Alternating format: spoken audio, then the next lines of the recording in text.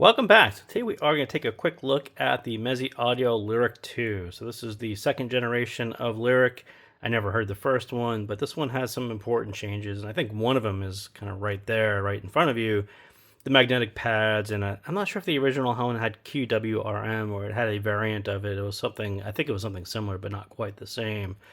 But as you would expect from Meze, I mean, the build is top notch. The materials are top notch. Everything is, as you would expect from Meze Audio. A beautiful build. This one just happens to be a little bit better fitting for me, and I don't know if it's just the shape of it, the size of it. There's something a little bit different that just works for me. That was just better, and it's not like I would say any of the other ones that I've tried are not fitting well at all. I would just say this one fits better than all the other ones that I tried. And I sort of asked the question, I said, what's a little bit different on this one? And I think it is just a little bit of a different shape and a bit of a different size as well.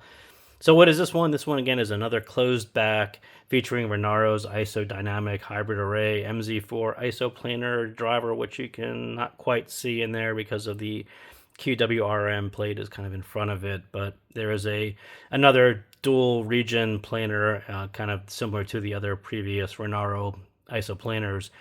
So also including this one, you do get quarter wavelength resonator mask. So this QWRM is sort of focusing and attenuating high frequencies by cutting strategic slits in front of the planar driver and trying to get rid of some of the fatigue points and some of those things. They say it kind of reduces the intensity and attenuates the over 7K frequency range. And it does have phase X, which is supposed to give you more of a sense of soundstage around your head. So is all that kind of marketing BS? And I would say not really. I think definitely QWRM is something that is used here. It's used, I think it actually is patented by Dan Clark. So it's something that they've used, something that Meze Audio has used. Other brands have actually used similar plates in front of the planar drivers to do kind of similar things. I don't think that one is a marketing BS. I think it's just something that people are using in headphones to actually do additional tuning.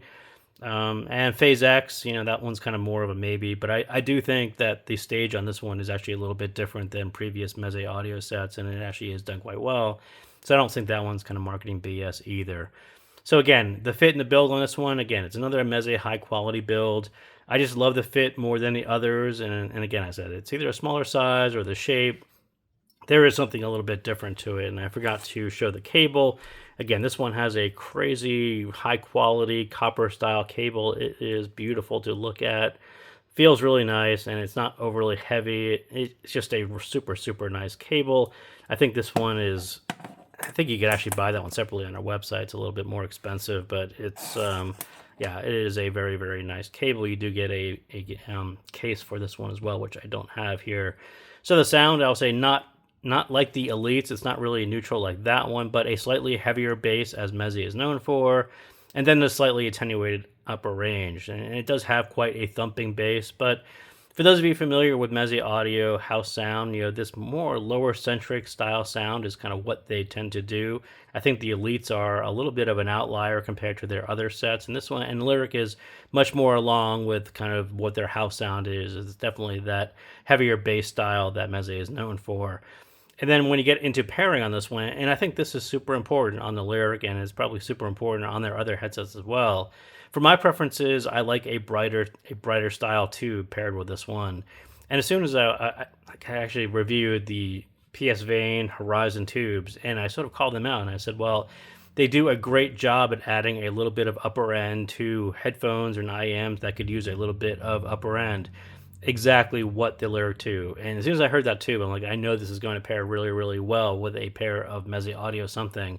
And the Lyric 2s just happened to appear, and I also have the Poets as well. But yeah, without a doubt, my favorite pairing on this one is going to be the Apos Gremlin with the PS Vane Horizon tubes.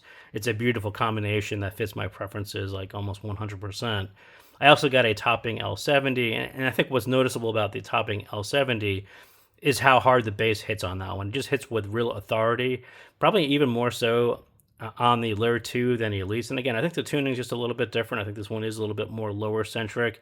It does hit a lot harder, and I think the topping L70 kind of plays right into that. So for those of you who like the more neutral style or even a brighter style, I do like the Gremlin and the Horizon, but for those of you who want to lean into what Lyric is really good at and what Meze's house sound, I think topping L70, kind of a full on, even though that is a more reference transparent style amp, it does increase that bass authority and it does hit very, very hard. But again, as I said, for my preferences, I love how the Horizon tubes add back a little bit of the upper range. This QWRM does something. It definitely does an attenuation in the upper end. If you do like a little bit more, you can kind of push a little bit more. Again, it's an attenuation, not necessarily a strict roll off or a truncation. It is actually done quite well, and I think generally I actually like the way it sounds and their implementation of it here. So do I like this one? Again, I think the Elites are probably still my favorite, but I'm getting a better feel to how to really lean sets like Lyric 2 closer to my sound preferences. And again, on both sets, the planar driver, the Renaro ISO planar driver, is a killer planar driver. It's a really nice. I don't hear that many headphone planar drivers, but kind of without a doubt, these are both killer style planar drivers. But the Lyric is just still more relaxed, and I'd like it a little bit more forward, like the Elites. But I do really enjoy it for what it does. It is this Meze house sound on a very, very nice planar driver is still something I very much enjoy listening to. So the best part of this one, and I would say the same thing that I said on the Elites, it's the planar regions that separate the vocals from everything else, and you just can't really get that on a IEM yet. Kind of the dual planar on an IEM, I guess, is probably heading in that way. But if you actually listen to it closely and listen to how the vocals are slightly separated from everything else, but both of them still have kind of planar technicalities and resolve, it's quite different than what you can get on an IM. And I love listening to that part on whether it's Lyric or the Elites. You just can't get it there yet. But even on the Lyric, where you have a heavier bass behind those vocals, that separation just creates something just unique that I just can't hear on an IM at this point. So I just love listening to that part of it. And on the bass, and again, I'll say my memory isn't all that great on the Elites, but I do think that these hit quite a bit harder than the Elites. And I think it's quite noticeable on the Lyric too. It's a really hard hitting bass. I love the vocals, but hearing a large planar like this, hit bass that hard on a topping L70, I think that is a pretty close second to listening to the planar driver doing the vocals. Really, it's the combination of heavier bass and planar mids is kind of what Lyric got right. Absolutely fun on a lot of the fun genres, right? Pop, rock, even EDM. The way this one hits on bass is just something that really crosses a lot of the genres that need a little bit more bass, and that's sort of where this set kind of fits. I would say Elites are definitely more in the vocal range, a little bit more neutral. These will definitely do a lot more fun style genres, and I think EDM was actually quite really, really nice on this, even with Horizon tubes, even pushing a little bit more higher end. I think that paired well with EDM as well, because EDM has that upper range energy, and you just need to push it a little bit more, and it becomes a little bit more engaging, a little bit more fun. That's exactly what kind of happened on the tube, kind of why I like Gremlin in those tubes with the Lyric, and I thought that pairing was really nice. So on the mids, again, big planar mids with a heavy full lower mid, just to sound full but and resolve like a planar. And yes, this bass level puts mids, this bass level plus the mids isn't really going to be everyone's cup of tea. But if you want to hear the planar shine, just play a track with less bass. It's all there. But despite the bass level, I think the mids are still the star here. I think the planar driver does bass really, really well, but the mids and the resolve and the way the dual regions are set up, I think that is still going to be the star here. But again, this is kind of Meze's house sound. That it's just not everyone's favorite thing. And again, I say the same thing. I said I lean it in a way that is more closer to my preferences. Somewhere on here, right, so I missed this one. So is it the value of it, right? Is it worth $2,000?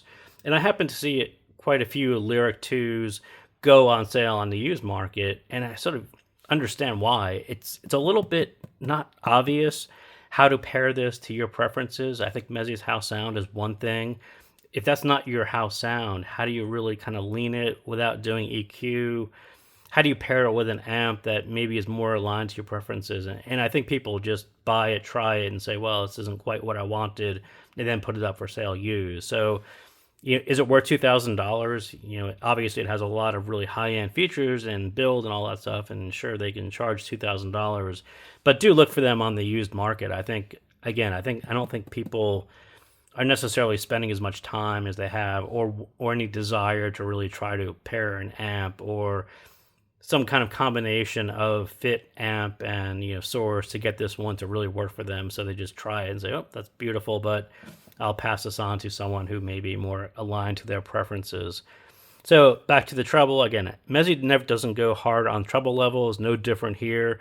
I think the QWRM is a better form of treble control, and it's not overly destructive, or it doesn't truncate. It doesn't roll off really hard.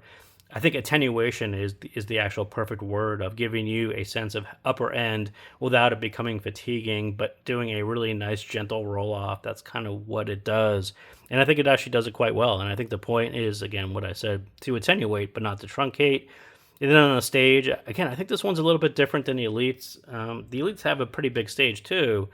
This one has Phase X, and maybe they're doing something psychoacoustically to make it appear a little bigger.